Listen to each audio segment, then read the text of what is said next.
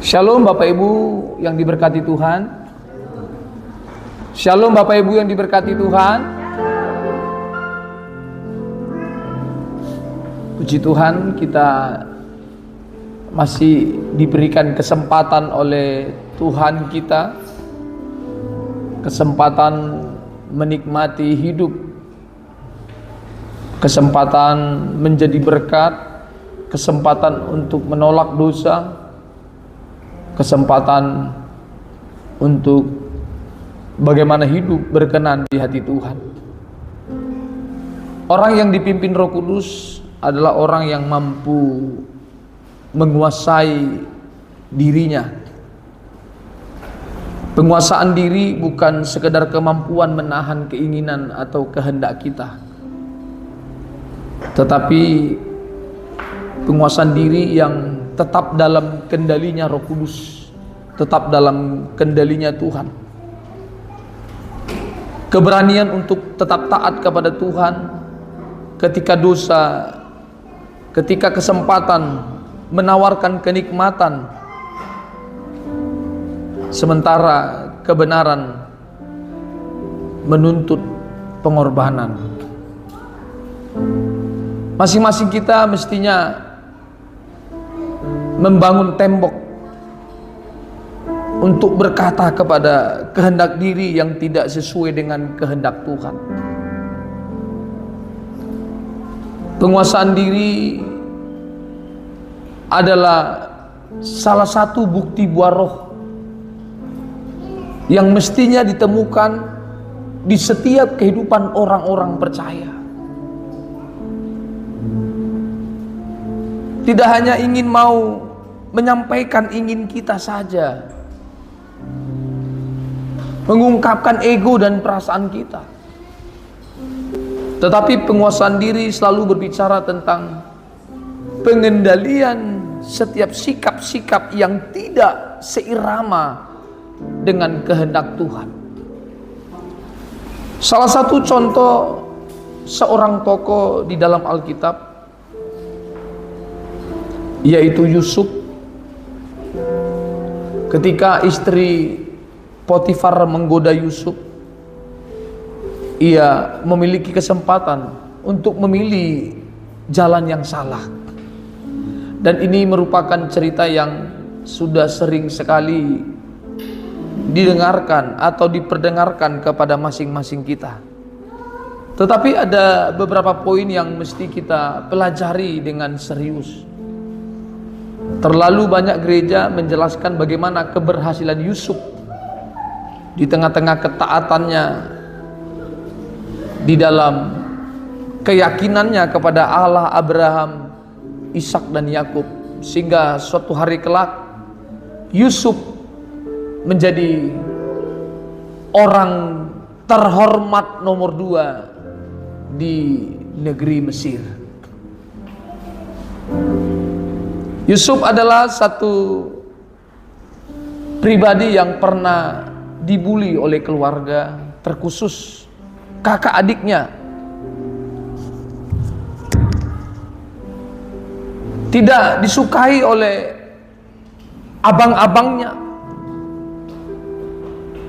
sehingga abang-abangnya, saudara-saudaranya bersepakat untuk membuangnya karena merasa karena mereka merasa Yakub memberikan perilaku istimewa hanya kepada Yusuf. Banyak sekali poin pelajaran penting yang kita bisa ambil dari kehidupan Yusuf. Tetapi banyak gereja menceritakan bagaimana Yusuf berhasil secara lahiriah. Dia bisa dipandang terhormat oleh orang-orang yang ada di negeri Mesir, sehingga juga dia menjadi orang nomor 2 yang terhormat di negeri Mesir. Poinnya saja saudara, kalau kita hanya berkonsentrasi kepada poin keberhasilan Yusuf karena ketaatannya kepada Tuhan, maka secara tidak langsung itu telah menggeser bagaimana kita harus berurusan dengan Tuhan. Ketaatan dilakukan bukan supaya kita berhasil dalam konsep duniawi. Ketaatan dibangun bukan supaya kita menjadi manusia terhormat di tengah-tengah lingkungan, tetapi ketaatan harus terlaksana karena kita sadar ada Allah yang harus dihormati. Karena masih sering terjadi menghormati Tuhan, justru kita menjadi terasingkan.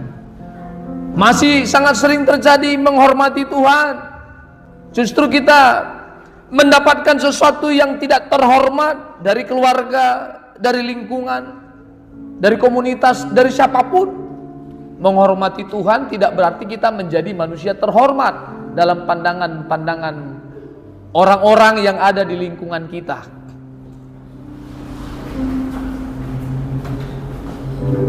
Menghormati Tuhan bukan berarti menjadi berhasil dalam nilai-nilai lahiriah. Maka jangan sampai keliru. Menghormati Tuhan, hidup dalam ketundukan, lalu cita-cita saudara ingin supaya apa yang menjadi impian, cita-cita dan harapan-harapanmu terwujud. Jikalau urusan kita kepada Tuhan tentang hal-hal demikian, maka kita sedang bertransaksi dengan Tuhan. Apa yang saya bisa lakukan kepada Tuhan supaya Tuhan bisa lakukan sesuatu kepada kita. Ini hubungan transaksional. Tetapi bagaimana saudara kita menyaksikan kehidupan Yusuf? Ia memiliki kesempatan untuk memilih jalan yang salah. Kesempatan terbuka lebar. Tidak ada keluarga di sana. Tidak ada komunitas yang mengawasi. Yusuf suatu saat ditinggalkan oleh Potifar tuannya di rumah bersama dengan istri dan para budak yang melayani Yusuf dan istri Potifar. Tentu di dalam rumah tidak ada pengawasan khusus dari Potifar. Waktu itu belum ada CCTV, sehingga Yusuf memiliki kesempatan untuk melakukan apa saja. Bahkan Potifar juga berkata kepada Yusuf, semuanya dalam kendalimu kecuali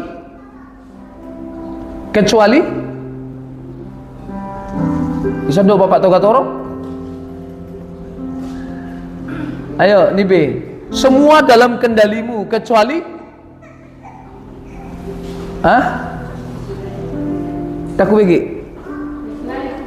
kecuali istrinya. Coba cari dulu Nibe, di mana kalimat itu? Ayo. Dang boy dia lu sifat tagotorop ala nasuh hadir Mbak Ibu tagotorop kan hidup.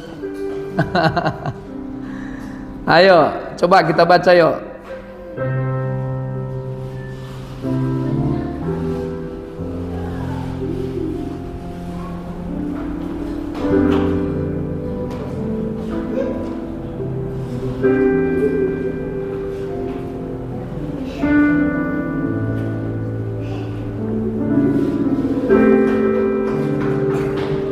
Ayo, silakan baca Ibu Helkia, di mana?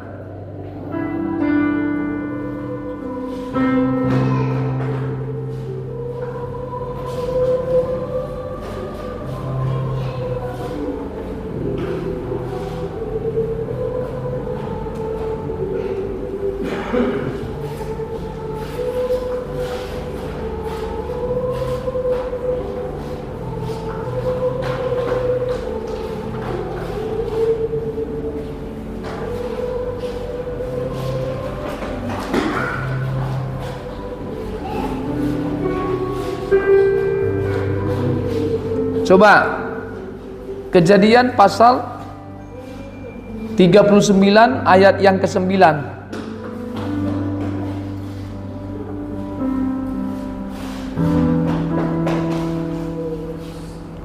Dimulai dari ayat yang ke-8. Ini percakapan antara Yusuf dengan istri Potifar. Ketika itu saudara, istri Potifar ingin membangun cinta palsu dengan Yusuf. Perhatikan kalimat saya. Ini mungkin jemaat tidak terlalu tahu dengan cerita ini, tetapi penting untuk kita ketahui sehingga kita bisa belajar tentang penguasaan diri. Pada suatu waktu Potifar pergi meninggalkan rumah dan segala sesuatu diberikan tanggung jawab kepada Yusuf. Lalu istri yang gelap mata, istri, perhatikan, istri yang tidak takut Tuhan, perhatikan kalimat saya. Istri yang gelap mata, istri yang tidak takut Tuhan, memanfaatkan kondisi dengan memuaskan selera dirinya, sehingga di waktu suami meninggalkannya di dalam rumah ada pikiran-pikiran yang tidak sesuai dengan kehendak Tuhan. Hati-hati dengan para istri. Kalau suamimu keluar dari rumah, pastikan, minta maaf, pastikan otakmu otak yang benar. Amin. Agak keras ya. Ketika suamimu berangkat kerja, pastikan isi kepalamu dipenuhi dengan firman, sehingga tidak ada pikiran-pikiran yang hendak melakukan dosa. Orang yang dipimpin Roh Kudus, ada suami atau tidak, Anda tetap hidup dalam keadaan benar. Orang yang dipimpin Roh Kudus, ada istrimu atau tidak, saudara akan tetap hidup dalam keadaan benar. Tidak macam-macam Bapak Ibu Saudara. Tetapi bagaimana kita bisa menyaksikan kehidupan suami istri? Ada suami semua terpimpin. Suami keluar, mulai keteraturan, bahkan peraturan-peraturan yang sudah ada di rumah itu menjadi fleksibel atau menjadi sebuah aturan yang bisa dilanggar karena bapak tidak sedang di rumah. Di pastori itu masih terjadi. Kalau saya tidak ada senangnya juga orang-orang pastori supaya lebih bebas.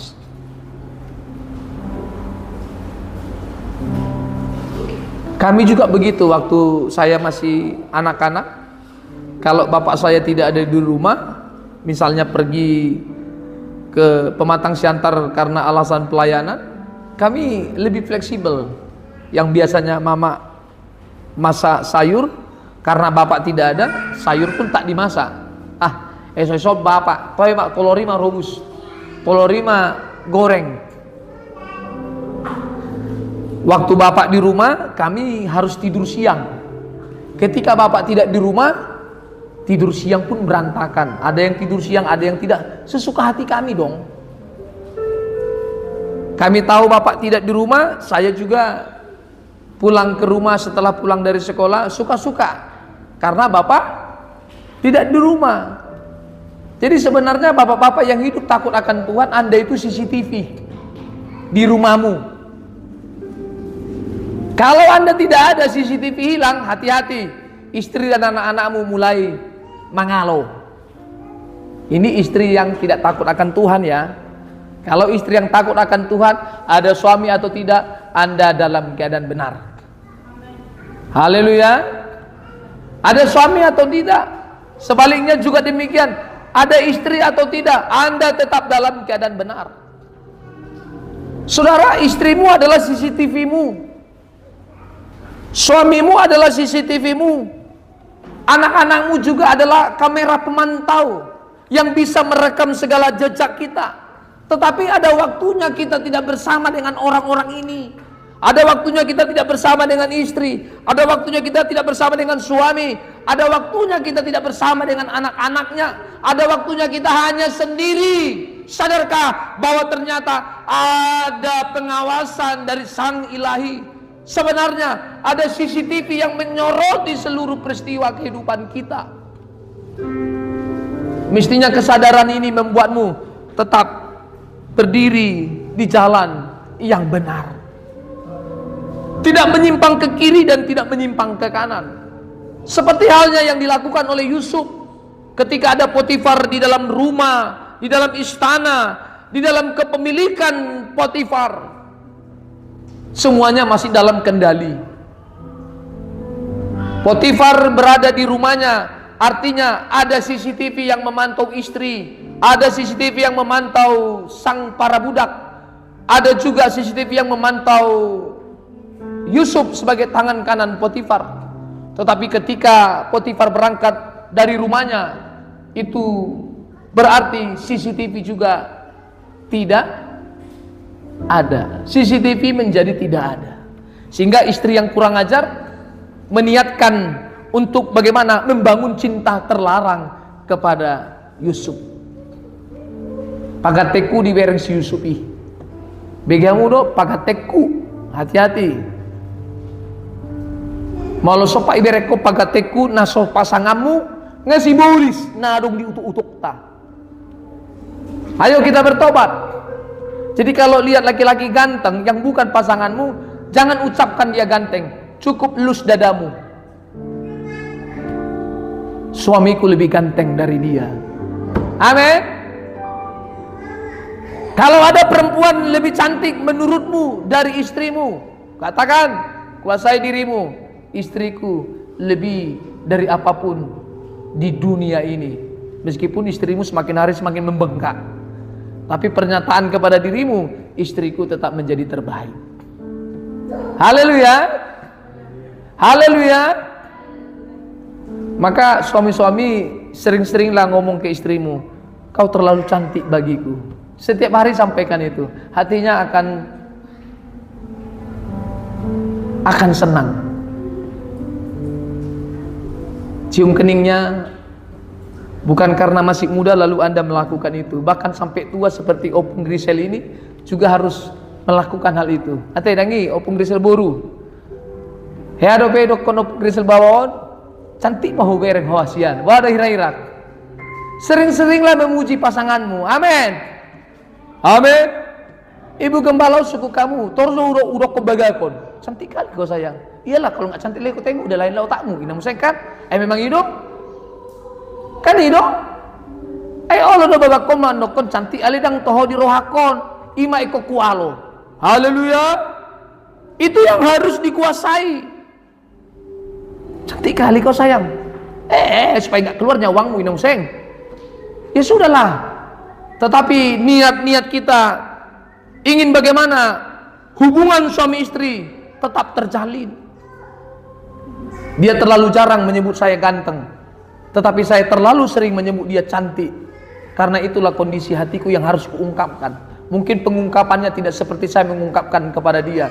Dia ada ungkapan-ungkapan yang lain. Dia selalu ngomong, kau tengok hidupku 24 jam bersamamu. Itu ungkapannya. Ungkapan saya selalu, terlalu cantik kau sayangku. Dia jarang sekali menyebut saya, ganteng kali kau sayang. No, jarang itu didengar.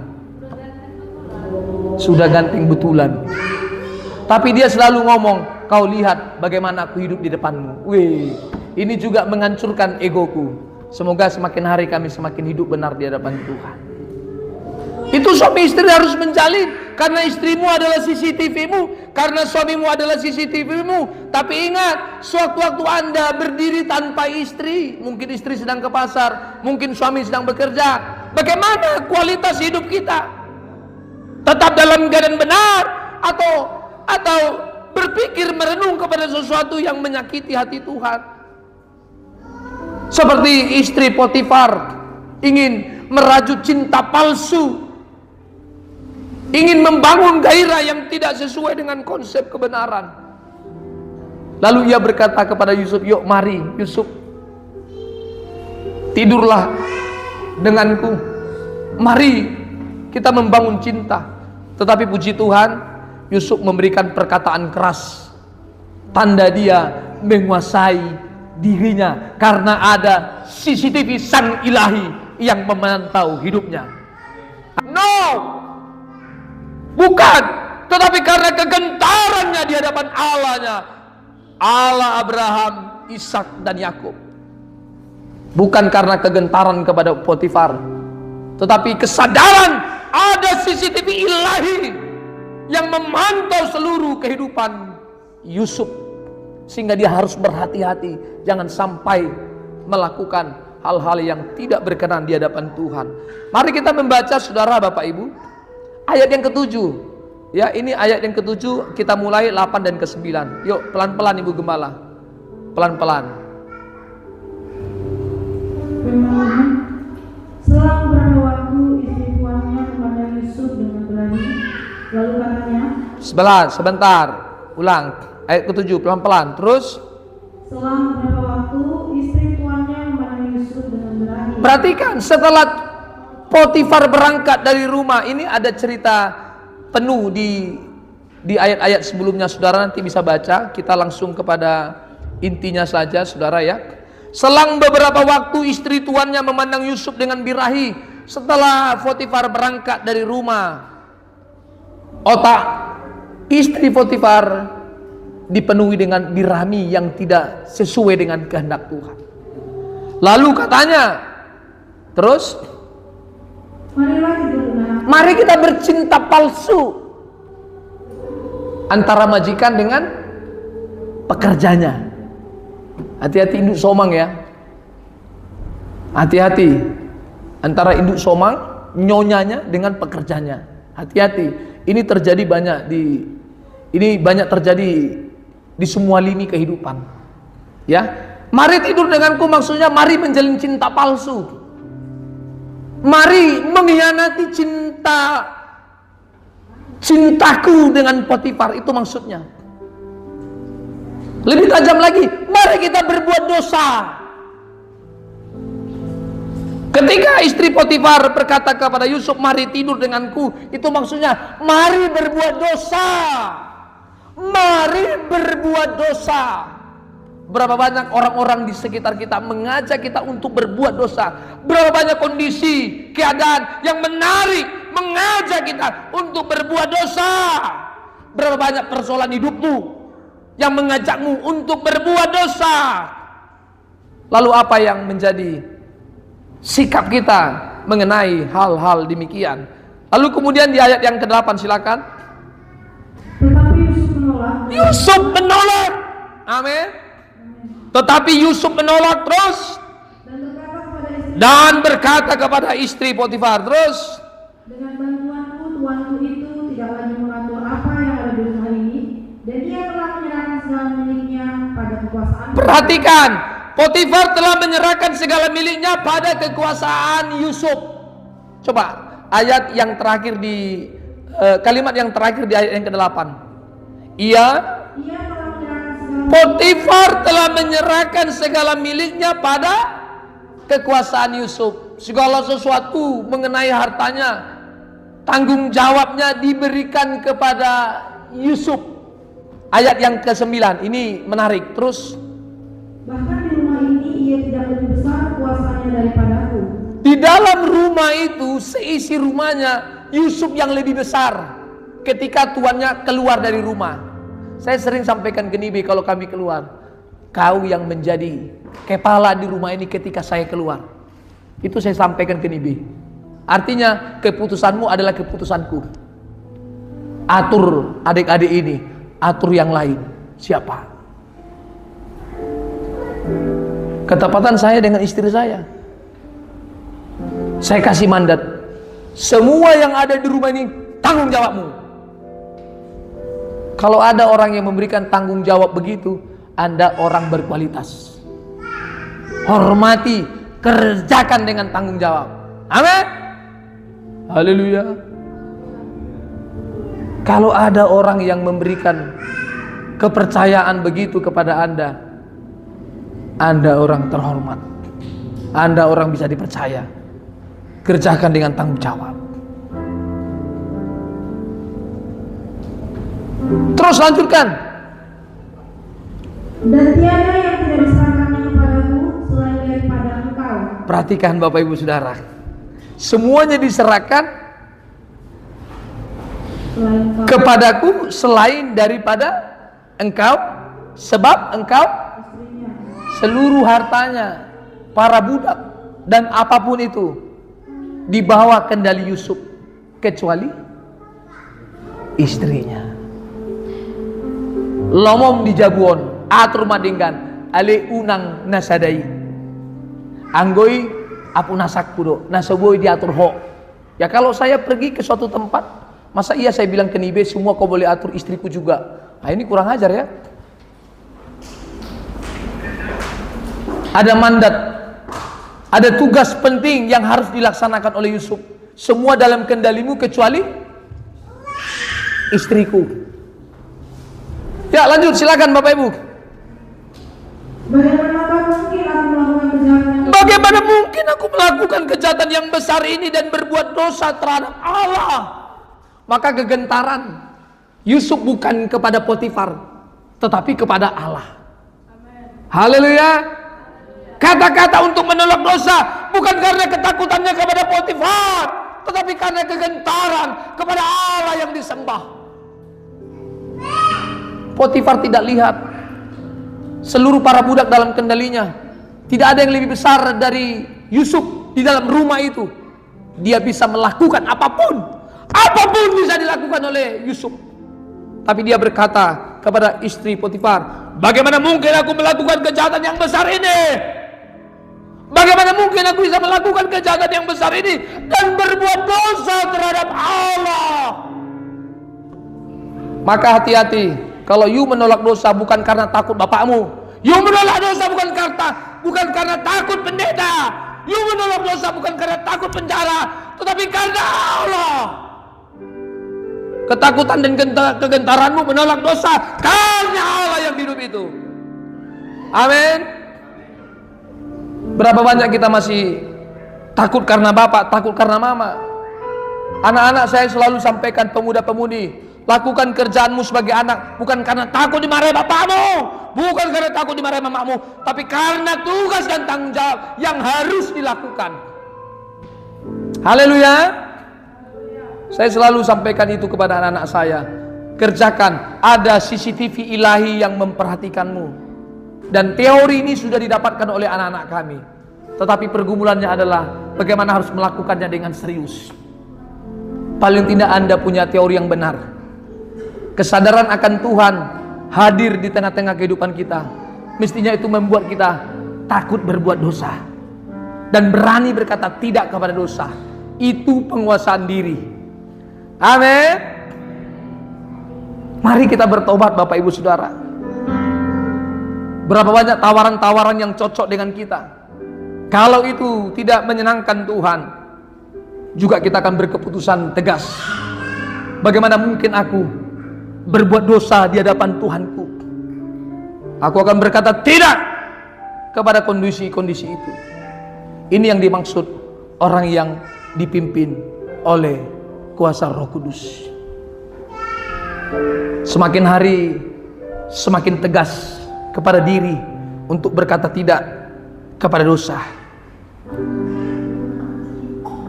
Tuhan bisa memberikan kepercayaan kepadamu sebagai istri, memiliki 2-3 orang anak. Kerjakan tanggung jawabmu. Bukan hanya tanggung jawab sebagai seorang ibu, tetapi tanggung jawab sebagai umat pilihan Allah.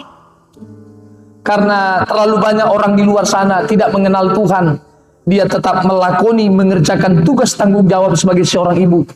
Tetapi kita, umat kepunyaan Allah, anak-anak Allah, mengerjakan segala sesuatu bukan karena kita seorang ibu, tetapi karena kita sebagai anak-anak Allah. Itu saudara, Bapak Ibu akan melakukan segala tugas tanggung jawab kita dengan takut akan Tuhan. Jangan merasa tidak ada orang yang melihatku, tetapi sadarlah ada Allah yang menyaksikan kita. Haleluya. Ada Allah yang memantau kita. Ada Allah yang memberikan sorotan-sorotan tajam kepada anak-anaknya. Sehingga kita berkata tidak kepada perlakuan-perlakuan yang tidak menyenangkan hati Tuhan. Ini menjadi koreksi buat kita bersama Bapak Ibu Saudara, sehingga keadaan kita menjadi keadaan yang berkenan di hati Tuhan. Tanda orang dipimpin Roh Kudus adalah memiliki penguasaan diri. Tidak tenggelam dengan kondisi-kondisi yang tidak irama dengan Tuhan. Tidak tenggelam dengan kekuatan-kekuatan ego masing-masing kita. Tidak terjebak pada amarah yang tidak mendatangkan keberkenanan Tuhan. Mengatakan tidak kepada kesempatan yang itu membawa kita semakin jauh dari Tuhan, itu satu kondisi yang sulit. Sering sekali kita masih sering terjebak. Sering sekali kita masih sering tenggelam dalam kondisi-kondisi itu. Hari ini kita harus sadar, jangan sampai kita terikat dengan perkara-perkara duniawi. Orang yang berurusan dengan Tuhan, orang yang menghormati Tuhan harus bekerja dengan jujur, harus bekerja dengan tanggung jawab. Tapi ingat baik, saudara bekerja dengan tanggung jawab bukan karena Anda seorang pekerja, tapi karena Anda sebagai anak-anak Allah. Tugas apapun yang saudara kerjakan hari ini bukan untuk mau menenangkan tuanmu, bukan untuk ingin menyenangkan hati pimpinanmu, tetapi satu-satunya tujuannya untuk menyenangkan hati Tuhanmu. Kadangkala kita melakukan pekerjaan itu Tuhan, kadangkala kita melakukan pekerjaan itu pimpinan kita senang, tetapi Tuhan tidak. Dan sering sekali kita melakukan hal itu Tuhan senang, justru pimpinanmu tidak senang. Maka ini bukan satu kepastian kita bekerja dengan maksimal, pimpinan disenangkan, berarti Tuhan disenangkan. Belum tentu.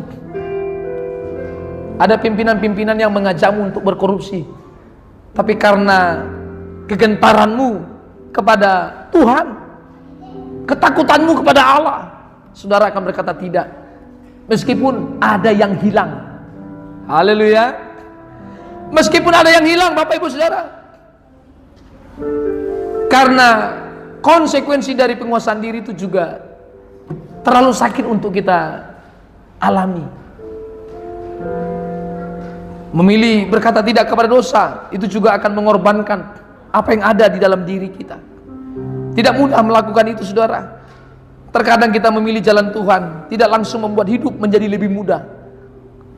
Justru Potifar setelah berkata tidak tentang ajakan istri Potifar untuk menjalin cinta palsu, setelah berkata tidak, justru kehidupan Yusuf semakin tertindas. Ia difitnah dan masuk penjara. Saudara tahu cerita itu?